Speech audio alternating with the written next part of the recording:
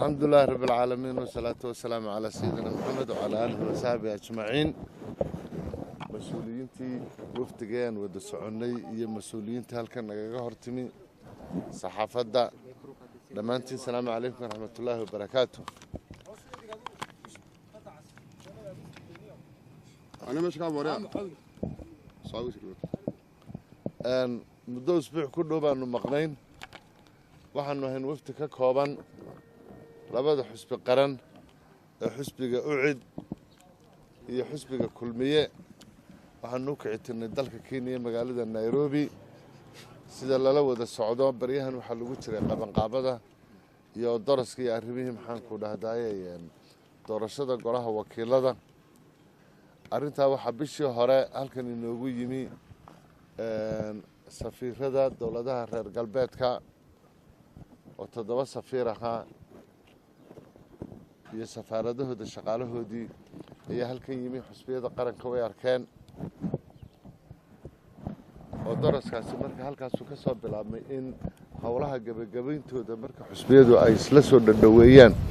in Nairobi aan maxaan ku dhahdaa ugu tagno. inta badan waxa la ogaa in uu muddo sanadkii hore ilaa bishii March ilaa imika 14 bilood xusbiyadu ay wada hadal ku jireen ku saabsan arrinta doorashada oo ay ahayd inay xilli hore oo bishii March sanadkan ay dhacdo. ilaa inta waxay dib ugu noqonaysay oo hadda soo gaarsiiyay in xusbiyadu arrinka ay isla dhameyn kari waayeen. aakhirkii hawsha wixii la wadaba markii aanu wadnay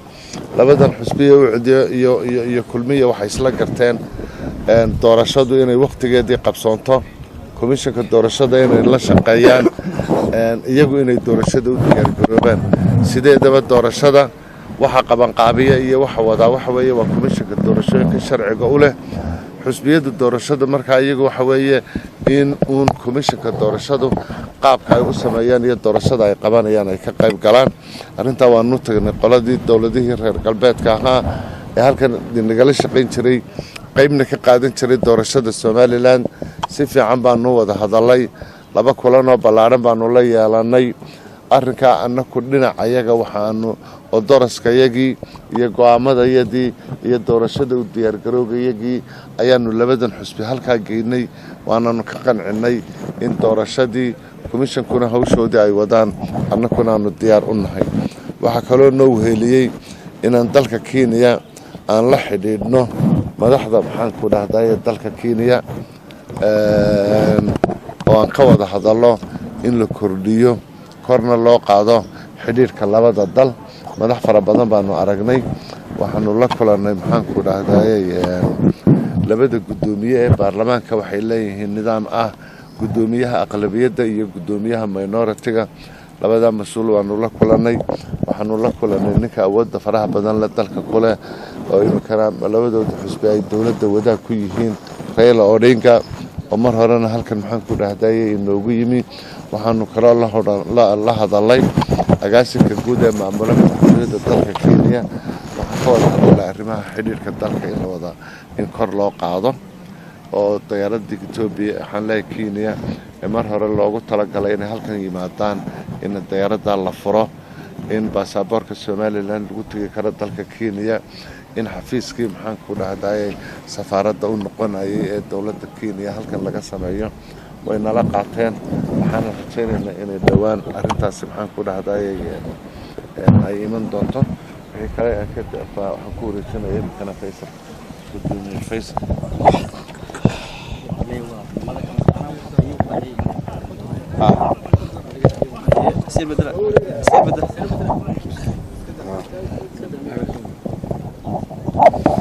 بسم الله الرحمن الرحيم. الحمد لله رب العالمين والصلاة على سيدنا محمد صلى الله عليه وسلم.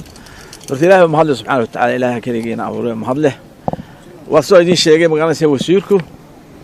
labada ishuuba meesha aan ugu tagnay dalka Kenya. taas waxa weeye tamar daraanteena dad commission doodiisa sanadii 2 bilood qaadatay waxay isweydiinaysaa dal xukuumad daan u wadi karaan commission ku heshiin waayay taag daraanteena taas ka marxaad ka caysa wixii doorashadii 2017 dhacday in ilaa hadda murankeedu taagnaada waxa uu tusaysaa inaynu ahayn dadan capacity u lahayn inay wadan wadi karaanba asaas oo iska garab fulaanina waxa weeye arrintu waxa weeye waxaanu sheegnay inaan diyaar u nahay doorashada qabanaha waxaanu sheegnay inaan diyaar u nahay qodobada aanu gaadhay xusbiga wadani wuxuu consent ka qabo inuu la diyaar inuu soo bandhigo precisely wuxuu halkaa ka qabansan yahay qodobada soo gaadhay aan weli wajecelahay ay ugu soo noqdaan miiska wada hadalada xagan kalena dabeel fiican baa jirta dabeel fiican baa jirta oo magaranaysaa inoo ah xageeni ah adduunka ilaahay subxaanahu wa tacaala ayaan ku keenin tacaba ilaahay subxaanahu wa tacaala dadkiina masaakiinta ah soddonka sano afartanka sano leelsanaa 10 sano halkan ku jirteen soddon sano oo marka bilaa itraafeen dadkeena adaga resilientka ah ayaa ilaahay subxaanahu wa tacaala qulubtooda inoo shaqeeyay inuu ixtiraamay marka hawa jirta fiican qodob fiican baan keenay soo gaarnay insha Allah inagu oogtino waxaanu ka tirsanaan jirnay wadamadii Ingiriiska hoos iman jiray marka wadamada Uganda iyo magaalada Kenya iyo Tanzania saddex waxaan jecelahay insha Allah taala inaynu xiriirkeena soo celino waxaan inoo waajibay inaynu danta wadanka qaranka ummadda ka horeysino danta magaalada baadhiga xusbiga amba shakhsiga taas guul lagu gaari karaa iyo in dadku inay isku dul qaataan isxamilaan wada shaqeeyaan wanaag isfaraan xumaanta la iska nahiyo ayaa horta guul lagu gaari karaa dadka la mideeyo ummad qaybsan geedkan ma gaari karto waxaan jecelahay insha Allah taala inaan anagu aanu noqonin kuwii ku caanbaxa inay dadka kala qaybiyaan ilaahay waxaan ka banay naga dhigo kuwii dadka mideeya inuu ilaahay naga dhigan doonina mustaqbalkiina idinkuna waa qayb ka leediin media marka adoo qof xumee oo adoo qof u jeeda dalka xumeynina wixii ka san qorna waa la tujumiya amoodayna kaliya adduunku noolahay wada aragteeno nimanka Soomaaliya iyo Soomaaliland shanta Soomaali meel ku nooshahay meel dumarkoodu caytamiyaan oo reer isku caytamiyaan inagu baa jirnaa mujtamaciina reer Soomaaliya raga dumarka caytan waxa leenahay waragoodu may qabsadaan waa ceeb ummad bay ceebeynayaan inay naga aamusiyaan weeyaan qoomiyooyinka meesha ka soo hadlaya Facebook ku caytamaya ceebtiina dibada taale ceebtiina dibada taale maga ceebtiina gacan gel jiro hoos baa loo dhaqaay wixii aan qoosan weyno wayna hoos wada laga daaka media ayaa la marin والسلام عليكم عثمان محمود بورمدو oo kamid ah salaadiinta Soomaaliya waxa ku dhawaaqay in shir dhawaan la qabanayo beelaha bariga iyo galbeed arrin shirkaasi suudiid la muuqdo shirkaan uu sheegay ana ka hadlay siyaasad ma aha in kolba beela shiriyo ma marna sheegana shirto marna barbar shirto ma hadeer waxa leenahay uu qaldan yahay magaalada boqorku umada boqor ma qaybi umada dadku mideeya dadku waa in la mideeya kaas waa isaga iska yidheed umadu weligeed way shiri jirtay oo wixii reer ahaa dhexdooda axmar way shiri jirtay laakiin BBC laga ma sheegi jirin wixii xaalad ah in la siyaasadeeyo laakiin ma oo korba reer loo heshiiyo adeer waxaas oo la ka fiican wax laga fiican weey shirka sideed u aragtaa shirka boqorku shirka maxaan ku dhahday qof keligii reer shir uma qabto annaguna shirarka reeraha nama saameeyaan samaad garaneen marka cidda ay hadhow ta khusaysaa baa la weydiinayaa laakiin arrimaha laga hadlayaa waxa weeye reeruhu waxay ka hadlaan nabadgelyo waxay ka hadlaan maxaan ku dhahdaayay dadka mideyntiisa shirarkii ka socday eriyadaas ee inta badan la soo waday waa kuwii lagu soo afjaray ee magta kun iyo googa maxaan ku dhahdaayay halaada lagu bixiyey ee ceelafeen ku soo jarmay kaanu ka warhaynaa kaa weeye mowqifka xukuumadda ee la kulanka siyaasiyiinta Soomaaliya mowqifkaaga waxaad xoogaa intaad ka yara qodqodaysaa ka qodmi kari maayaan makrofonka iyo saxaafadan intaad iska yara dhigto inaad xusbi gashana way kuugu fiicnay intan Faysal yari bay ku Faysal yiri ayay ku eg tahay Soomaaliya jabhado hubaysan oo rag la garanaya ku jiraan ayaa farmaajo ay u samaysteen Somaliland cid Somaliland dawladda farmaajo mucaarid ku ah hadday Somaliland la kulatay dembi maaha halkaad ka qodaysana ma taalo مدير الكتومية محاسرة مقعد وبتر كوسار محمود هل سؤال عيان تعالى إنا كويديو لبدينا حسبي أعيد يكل مية وحكوانا قادتين إن أدور شذا وقت كذي قبطان حسبي وطني معارض كأيا إذا كم قن حسيا شيء دولته إذا كتاجري يتقالها دور شذا مية إذا لقاتين إن لبدينا حسبي أي تقالكم بحيان دور شا كوكشان دولته وحي عاوية أصحاب معاوية قرن بعاوية دور شي عاوية marka qaran anagu tashaqo kuma oo diyaar inay dawladdu bixiyaan wixii kaga soo hagaagi jiray qaran bay caawiyada xisbiya macaawiya xisbiya baan caawin jiro ka maqan meesha ma imanayso dadka waan si fiican u qabanay ayaga dabadina riixaya doorasho dhacdo way doorashadan insha Allah taala xisbi kana insha Allah way iman doona asxaabtii ragii musharaxiinta dumarka waxaan leen istiyaar gareeya insha Allah taala December ka gaarsiina commission waqtigiisa isna shaqo qabsado wadankan wuxuu ku socon karaa in doorasho qabato doorashadu ma xidnaanayso horta qodobkan arrinkan hore wax laba xusbi oo doorasho qabanaya ma jiraan doorashada saddexda xusbina ma qabtaan labada yadan imika halkan joogaana ma qabtaan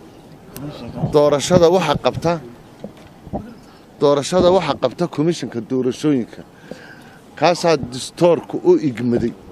sharciyada ka dheegmaana ay u igmadeen annaka labadeedan xusbi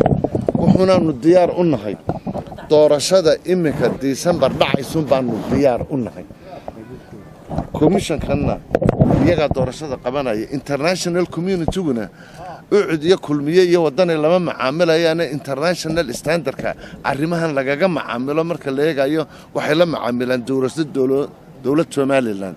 waxayna la macaamilaan hay'adii loo igmaday inay hawshan fuliso in dadka la marin habaabiyana maaha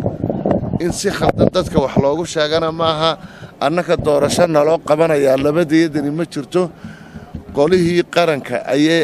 awoodan lahaa ayaa wuxuu ku asteeyay in doorashada la qabto 13 December cidda qabanaysana waa komishanka annagu xisbiyada diyaarun baanu nahay ciddii kala shaqadeeda maaha سعاد وزير waxaan ku weydiinayaa waxa la kulatay siyaasiga Maxamed Cabdi Shakuur oo mar sharax madaxweyne noqday gudoomiye xisbi mucaarada ah ee wasiirna ka soo noqday Soomaaliya jawaabtu waxay tahay su'aasha weydiinaya waxay tahay marka ay siyaasiyiinta xisbiga wadani la kulmaan saraakiisha Soomaaliya qayla ayaa baxda ila xukuumadda ka hadasha idinka markiina maxaa xalaaleeyay xukuumaddu ay la kulantaan marka wadani uu la kulmana ولا أنا نكون سوق قالوا الله كل ميت أنا الله كل ميت كاره